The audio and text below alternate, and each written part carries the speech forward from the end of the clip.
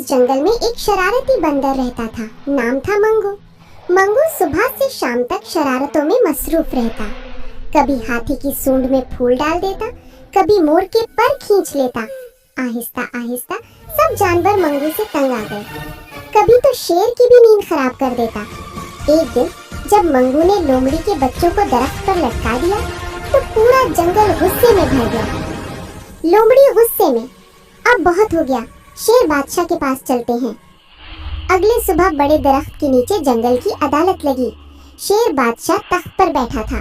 हाथी, लोमड़ी, खरगोश, तोता सब मौजूद थे और बीच में खड़ा था शरारती बंदर मंगू। शेर बादशाह गुस्से में, मंगू बंदर, आज तुम पर मुकदमा है, तुमने जंगल के सुकून का मजाक बना दिया है।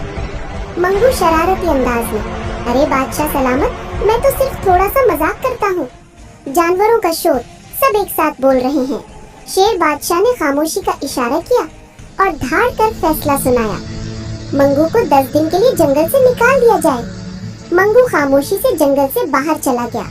न हंसी, न दोस्त, न शरारत। रात को चांदनी में अकेला बैठा सोचता रहा, मैंने वाकई सबको दुख दिया।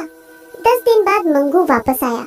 सबने उसे खुशामदीद कहा, लेकिन अब वो बदल चुका था। उसने सबसे माफी मांगी, तोते के लिए नया घोंसला बनाया और सबने खुशी का इजहार किया। मंगू बोला, दोस्तों मुझे माफ कर दो, ये खबर जंगल में तेजी से फैल गई।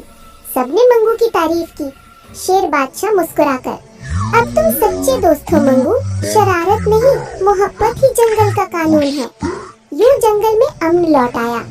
मंगू ने सीखा कि शरारत वक्ती खुशी देती है, लेकिन मोहब्बत हमेशा दिल जीत लेती है। सब्सक्राइब करें